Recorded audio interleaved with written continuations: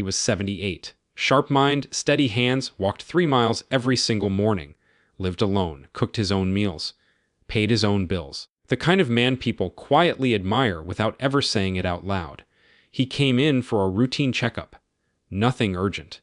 Nothing wrong. He walked out with a referral. Then another. Then a procedure. Then a complication. 6 months later, he couldn't make it to his own mailbox. Not because of the illness they were looking for. Because of everything that came after they started looking. And that's the part no one really explains. There's a quiet shift that happens in medicine as people get older.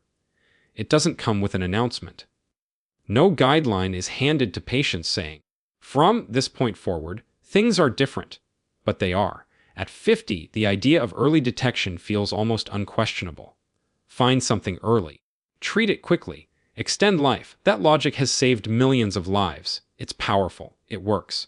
But somewhere between 70 and 80, that same logic begins to change. Not disappear, not become wrong. Just shift in ways that are rarely explained clearly. Because the truth is, finding a problem and helping a person are not always the same thing anymore. In younger bodies, disease often moves fast enough to matter within a predictable window. Detect it early, intervene, and the benefit is measured in decades. But in older adults, the timeline changes. Time stretches differently. What looks urgent on paper may not be urgent in real life. Some conditions move so slowly they may never become relevant within a person's natural lifespan. And that creates a strange situation. Because modern medicine is incredibly good at finding things, better than ever before. Tiny abnormalities, borderline results, early stage changes that may or may not ever become meaningful. But once something is found, it rarely stays still. It begins a process, a chain of decisions, a sequence that feels logical at every step, yet can lead somewhere completely unexpected. It often starts small, so small it barely feels like a decision at all. A routine scan, a test done just to be safe, a result that isn't quite normal, but not clearly dangerous either. So the next step feels reasonable. Let's take a closer look. And no one stops there. Because why would they? That closer look reveals something else. Now there's a new question, a new uncertainty, something that needs clarification. A biopsy gets scheduled.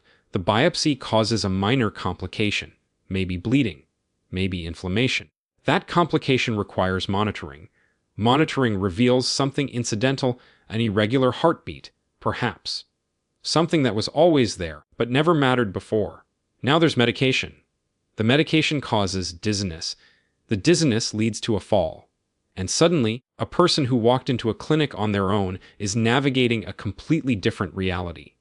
Appointments multiply. Medications increase. Confidence decreases. Not because of a disease that was threatening them, but because of the path taken to rule it out. This is one of the least discussed realities in modern healthcare. Not that tests can help. They absolutely can. They save lives every single day. But that tests can also lead somewhere unintended, especially in older adults. Because every intervention carries risk. And those risks are not evenly distributed across age groups. The same procedure that is routine at 50 may carry a very different weight at 75. Recovery is slower. Complications are harder to overcome. The body doesn't bounce back the same way. Energy takes longer to return, if it returns at all. And yet, many decisions are still made using frameworks that were built around younger populations. Frameworks that assume time is abundant. That recovery is predictable. That benefit will clearly outweigh harm. Most patients don't hear about this shift. Not because anyone is hiding it intentionally, but because the system itself moves quickly. Appointments are short. Decisions are compressed into minutes. Protocols are standardized. Screenings are often recommended automatically based on age ranges that don't fully account for individual differences in health, function, and life expectancy. And so the conversation that matters most, the one about whether a test makes sense for this specific person at this specific stage of life, often doesn't happen, or happens too late. After a certain point, the goal of medicine begins to evolve, quietly, gradually, not away from care, but towards something more focused. Less about finding every possible abnormality, more about preserving what already exists: strength, independence, clarity of mind, the ability to wake up and move through the day without fear, to walk outside without worrying about falling, to remember names, conversations, moments. These things don't show up on a lab report, but they define quality of life in a way no scan ever could. There's also something deeply human beneath all of this: the instinct to search, to look for problems before they become visible, to act rather than wait, because waiting feels passive, and action feels responsible. It feels like control. But action is not always neutral. Every test carries not just physical implications, but emotional ones. A single abnormal result can change how a person sees themselves. From healthy to someone with a condition. From independent to someone being monitored. Even if that condition was never going to cause harm. Even if nothing ever comes from it. There are situations where finding something doesn't offer clarity. It creates uncertainty, a shadow that wasn't there before, a quiet worry that follows a person home, a label that changes conversations, decisions, and sometimes identity. And once that information exists, it's difficult to step back from it. Because now there's something to monitor, something to follow, something to treat, at least in theory. And treatment, especially in older adults, is not a simple concept. It often involves trade-offs, real ones. Time spent recovering, days that feel slower, energy that doesn't quite come back, side effects that alter daily life, a shift from independence to reliance, even if temporary.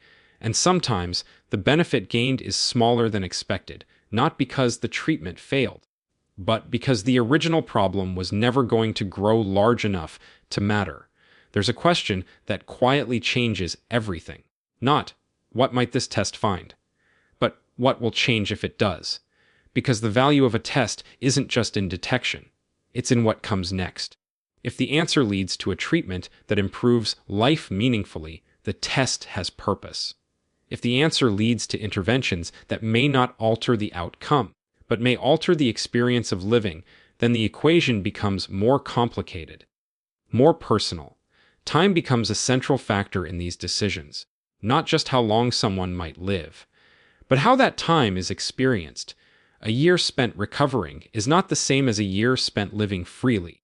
A treatment that adds months but limits independence may feel very different than time spent walking, talking, and being present. And those preferences are deeply personal. They can't be standardized. They can't be assumed. Two people at the same age can be completely different in terms of health. One may be active, strong, engaged in daily life, still traveling, still social, still moving with ease. Another may already be managing multiple conditions, navigating fatigue, medications, limitations. Applying the same set of rules to both doesn't always make sense, yet that's often how systems are designed, because systems rely on categories, numbers, age brackets, while people live in nuance, in stories, in realities that don't fit neatly into guidelines. Medical decisions without context can become mechanical. A number crosses a threshold, a protocol is triggered, a referral is made. But context asks different questions. How is this person functioning? What does their day actually look like? What matters most to them? What are they willing to go through, and what are they not? These are not technical questions. They are human ones, and they often matter more than the test itself. Some of the most significant outcomes in healthcare are not dramatic. They don't involve emergency rooms or critical care units. They happen quietly. A gradual loss of mobility, a growing hesitation to leave the house, a subtle decline in confidence, a shift from independence to dependence inch by inch. These changes rarely make headlines, but they reshape lives. They redefine what a day looks like. Once a process begins, it tends to continue, not out of malice, not because anyone intends harm, but because each step leads logically to the next. Doctors are trained to act on findings. Patients are conditioned to follow recommendations, and stopping the process can feel uncomfortable for everyone involved. Because stopping requires uncertainty, and uncertainty is something both medicine and patients try to avoid. It feels safer to do something, even when that something may not be necessary. What if the goal isn't to eliminate every possible risk? Because that's impossible. What if the goal is to choose which risks are worth taking, which paths are worth following? Because doing nothing is also a choice. And sometimes it's the one that preserves the most. Not always, but often enough that it deserves space in the conversation. There's a difference between extending life and extending living. The two overlap, but they are not identical. A life extended through intensive interventions may look very different from one preserved through careful, selective choices. One may involve more time.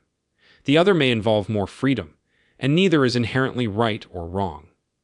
But the distinction matters, because it shapes the experience of those years. At the center of all of this is a person, not a diagnosis, not a scan, not a set of lab values. A person with routines, relationships, preferences, and a sense of what makes life meaningful. Morning walks, conversations, familiar places, simple independence. Every medical decision touches that life in some way, sometimes in ways that aren't immediately visible.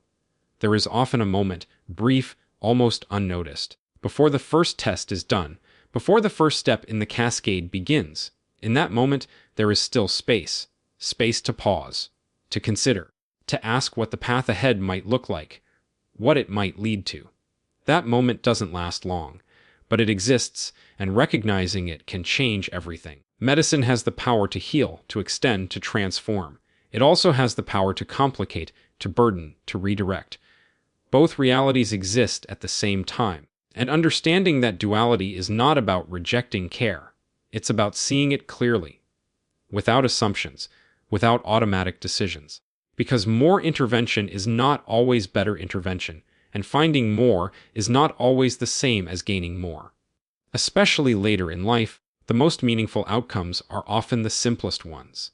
Staying steady, staying clear, staying able to move through the world on one's own terms, waking up in your own space, walking your own path, living your own rhythm. Those things rarely come from a test, but they can be affected by one. Every decision in healthcare carries weight, not just in outcomes, but in experience, in how days are lived, in how independence is preserved or lost. And sometimes, the most important question is not what can be done, but what should be done, considering the life it will touch. Because at the end of it all, the goal isn't to chase every possibility. It's to protect the life that's already being lived.